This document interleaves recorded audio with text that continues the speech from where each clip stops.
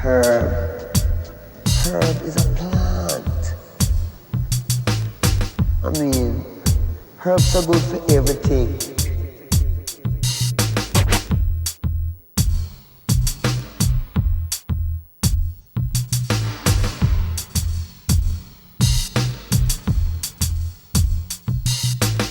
Herb.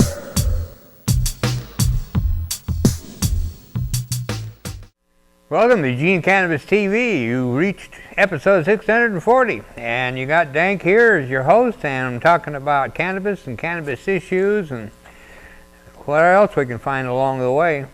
I wanted to bring up some announcements real quick. Mercy TV on Fridays. On Friday at 7 o'clock, 7 to 7:30, call in and talk to Perry and PK and the guys. They've been here several times. Well, I say several times in the last couple of months. Anyway, give them a shout and set your alarm. Put it in your Google Calendar. And 7 o'clock on Friday. And also I have LV Music as Federal 10. I still have it here. I haven't mentioned the last few shows, but I do have it. Still have it right here. So this is what LV Musica, one of the remaining 4 federal medical marijuana patients, is 10. And she has gotten as high as $3,000 for the empty 10 just because of how unique it is. She's asking for $1,000 for donation to help with her activist funds. So anyway, if you're interested and know somebody that might have that kind of money that they'd like to donate to do LV, they could get this sweet tin that says right on it, marijuana cigarettes, high potency, comes from the government. It gets 300 cigarettes, or joints, well, cigarettes, what do you want to call them? They're called marijuana cigarettes on the tin. So anyway, that's all that's there. And then we got the biggest thing right now is on your calendar, be sure and put down March 20th, really important. Super important. We've got the event is Save the OMMP, and we need to have a rally, as many people up there to talk to our legislatures and demonstrate. And so I hope you can make it. We've set up a carpool situation there where you can go to a website and sign up on the carpool, and that website will be listed. So again, that's March 20th at 2 p.m. So Save the OMMP. So sure hope you can make it. We definitely need everybody to be there and to stand up and to fight back. My first story tonight is an op-ed written by Paul Armentano, who is with, among other things, Normal, and very well spoken. He wrote, the title is Marijuana Legalization Should Not Be Held to Drugged Driver Concerns. This is dated March 6, 2017. Maryland lawmakers are once again considering legislation to regulate the adult use and sale of marijuana to those 21 or older. Nearly 6 in 10 residents support this reform, according to a February Goucher poll, but opponents charge that doing so could pose a risk to traffic safety. Such concerns are not altogether unfounded, but deserve to be placed in proper context. First, it should be stressed that driving under the influence of marijuana is already a criminal offense in Maryland. Nothing in the language of Maryland's proposed adult use laws changes this reality. Second, scientific studies consistently find that marijuana-positive drivers possess a comparatively nominal accident risk, particularly when compared with alcohol-positive drivers. In fact, the largest ever controlled trial assessing marijuana use and motor vehicle accidents, published in 2015 by the U.S. National Highway Traffic Safety Administration, reports that marijuana-positive drivers possess virtually no statistical significant crash risk compared to drug-free drivers after controlling for age and gender. By contrast, drivers with detectable levels of alcohol in their blood at legal limits possess nearly a 4-fold risk of accident, even after adjusting for age and gender. This finding is consistent with prior meta-analysis of crash risk data For example, a review of 66% crash culpability studies published in the journal Accidental Analysis and Prevention reported that THC-positive drivers possessed a crash risk on par with drivers testing positive for penicillin. Odds ratio 1 in 10 for cannabis versus odds of 1 in 12 for penicillin.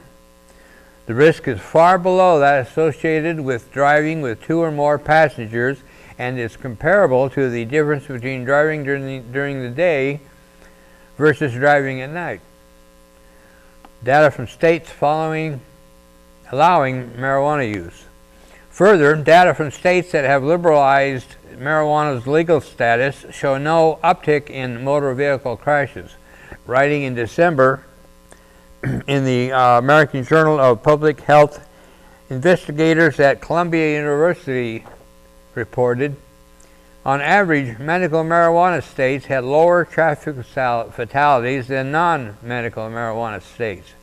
Medical marijuana laws are associated with reductions in traffic fatalities, particularly pronounced among those aged 25 to 44 years. It is possible that this is related to lower alcohol-impaired driving behavior in medical marijuana licensed states. A review of federal FARS data, that's Fatal Analysis Reporting Systems, further finds that trends in motor vehicle accidents in Colorado and Washington post-legalization are no different than crash trends in non-legalization states over the same period of time. Use before driving should be discouraged. Nevertheless, the use of marijuana prior to driving ought to be discouraged, and better efforts ought to be made to identify drivers who may be under its influence. These include greater funding for the training of drug recognition evaluators, the use of modified roadside field sobriety tests, and potentially the provisional use of roadside marijuana sensitive detection technology such as saliva test or breath test technology. These efforts should not include the imposition of per se thresholds for THC or its metabolites, as such limits are not specifically correlated with driver impairment. Efforts should also be made to better educate the public with regard to the existing traffic safety laws, as well as to the evidence surrounding marijuana's potential influence on driving. In particular, this messaging should stress that combining marijuana and alcohol greatly impacts driving behavior and is associated with far greater risk of accident than the use of either substance alone.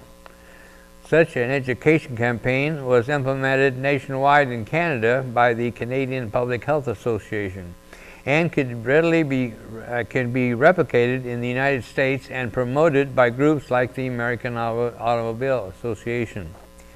In addition to increasing public safety, implementing these steps would help assuage concerns that regulating the adult use of marijuana could potentially lead to an increase in incidence of drugged driving or limit the state's ability to successfully identify and prosecute such behavior. Adult consumption of and demand for is here to stay. It is time for Maryland's lawmakers to acknowledge this reality. It is to stop ceding control of the marijuana market to untaxed criminal enterprises and to regulate its adult use and sale accordingly. So again, that was written by Paul Armentano. He's the Deputy Director of the National Organization for the Reform of Marijuana Laws and is the co-author of the book, Marijuana is Safer. So why are we driving people to drink? So yeah, he writes very well and makes great points. So we'll be doing more stories in the future because impairment will be an ongoing issue. Politicians and especially people that don't like marijuana, like to bring that up all the time and talking about impairment. And yet people, cannabis users, know that it's not that big of a concern. So that's the long and the short of it, as they say. So my next story I found on the ganjapreneur.com website, written by T.G. Branfold, dated February 3rd this year. Federal House bill would reschedule cannabis, define marijuana to exclude CBD.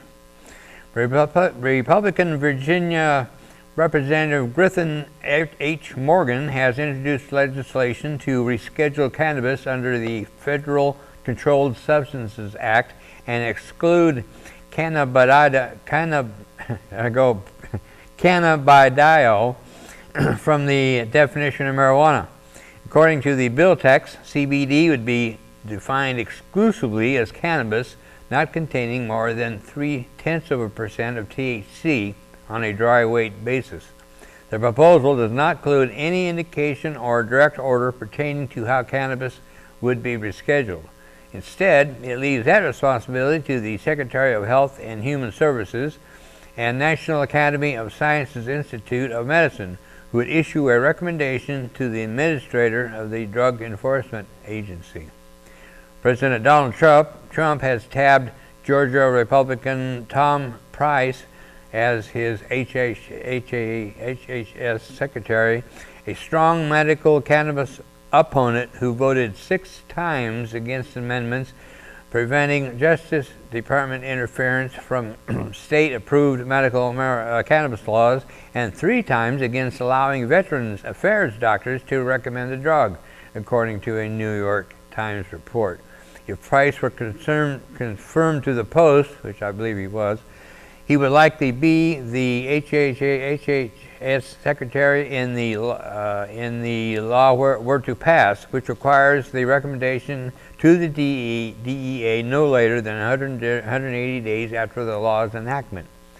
In a blog post, Normal said that while scheduling cannabis will not end federal prohibition, bring an end to the federal government's long-standing intellectual dishonesty that marijuana lacks acceptable medical use. It would also likely permit banks and other financial institutions to work with state-compliant marijuana businesses and permit employers in the business industry to take tax deductions similar to those enjoyed by other businesses. The Post reads, rescheduling would also likely bring some level of relief to federal employees, subject to random workplace drug testing for off-the-job cannabis consumption. The bill was referred to both the House Judiciary, the Energy, and the Commerce Committees. So that's, and there'll be a lot of comments on that. I won't be able to have a chance to read all the comments on this show, but anyway, that's shows a little bit of hope. Of course, with President Trump, there are 2 words that should never go together. But anyway, the person that claims to be our president, he has mixed messages on marijuana, so we don't really know what's going on. And then with Jeff Sessions as the Attorney General, it's really making everybody nervous. So anyway, come on back to the second half. We've got to take a break here, and I'll tell you all about Colorado and marijuana. ER visits, poison control calls down, even as consumption rates remain steady. So we'll talk about that when we come back. So stay tuned, and I'll be... And now a message from the American Marijuana Growers Association.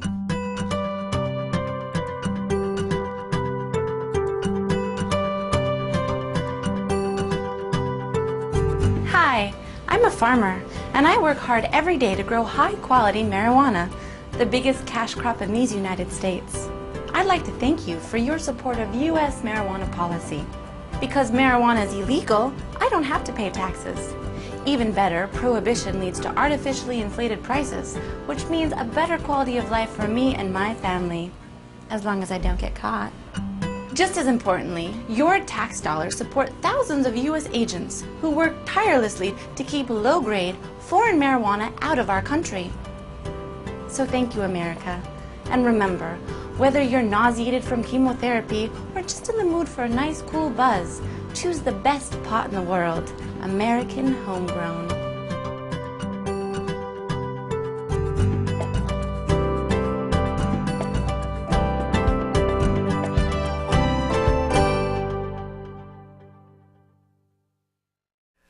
Welcome to the second half, episode 640. You got DanK, your host, and got another story to tell you about in a minute. And so I do some more quick announcements here. And we do have some needs. We're still looking for a hard drive. We need a 3 terabit standard desktop hard drive. We need a lot of room for our data, you know, so we definitely could use a hard drive, and surely somebody out there has got one that they could spare or like to get one for us. And the main thing, again, people, we need to fight to save our OMMP. Medical marijuana program is not looking too good. Legislatures have always been, ever since Mr. 91 passed, we talked about eliminating the medical marijuana law, and they're certainly working on it. So we need to save the OMMP. So remember, that's March 20th at 2 p.m. in Salem, a rally, and it's very, very important that we get people up there. So anyway, this story here was on the denverpost.com website, written by Alicia Wallace.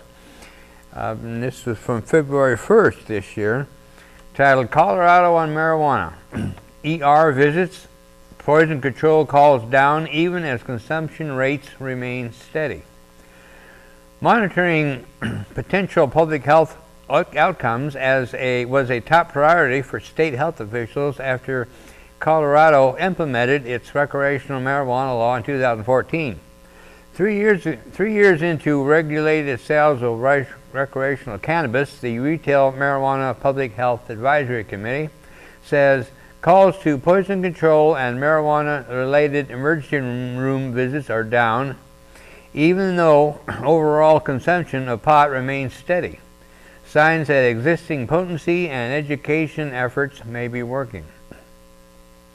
I think that speaks to a learning effect. Mac Van Dyke, chief of Colorado's Environmental Epidemiology, Occupational Health and Toxicology branch, said, referring to the decline in ER visits and poison control centers, "The public is really learning the message, if not from us, from their own experience." Van Dyke is chairman of the 14-member committee, which on Tuesday released its second set of data around the public health effects of marijuana in Colorado. The first report, released in January 2015 by a bunch of doctors, scientists, and public health officials, contained what state officials described as baseline data. "We are doing our best to study this closely and monitor what's going on," he said. "While maybe not apparent from this report, we are taking this evidence base that we're developing, and we are using it to develop prevention campaigns, education campaigns. We are doing our best to implement an evidence-based policy."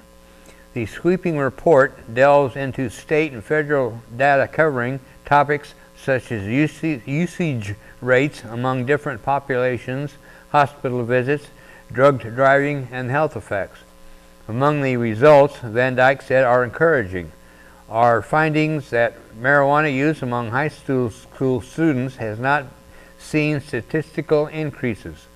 About 21% of Colorado high school students had used marijuana in 2015, compared with 20% in 2013 and 17% nationally. We've had a pretty good history on high school use, but we didn't start asking the question about marijuana use, unfortunately, until after legalization for adults, Van Dyke said. The data also lend guidance as to areas to closely monitor. In addition to usage rates, health officials' concerns include marijuana use during pregnancy and negative consequences of marijuana use in households with children.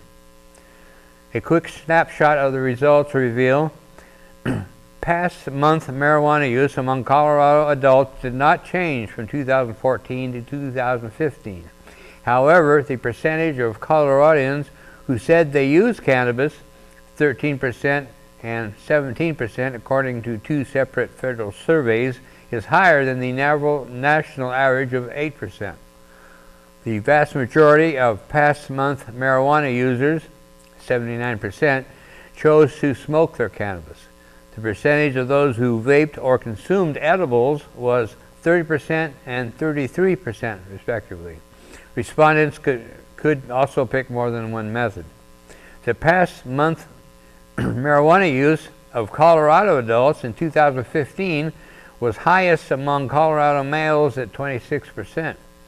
Those between the ages of 18 and 25 at 17%, and those who identified as gay, lesbian, bisexual, or another sexual orientation at 37%.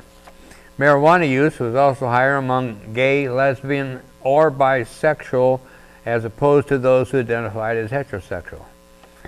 Past month marijuana use among teens was relatively unchanged and in line with the national average. Marijuana is not Colorado's drug of choice. About 6% of those surveyed said they use marijuana daily or near daily.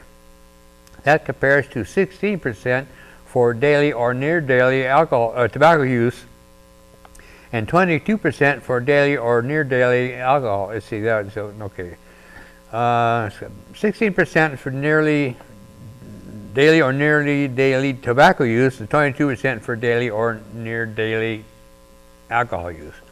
Poison center calls about marijuana exposure have been on the decline since 2015, and marijuana-related emergency room visits dropped between 2014 and 2015, according to the report. Hospital data from 2016 was not yet available. 6% of women in Colorado used marijuana during their pregnancy, 2 percentage points higher than the national average. 7.9% of adults with children between the ages of 1 and 14 kept marijuana in or around the house, according to the report.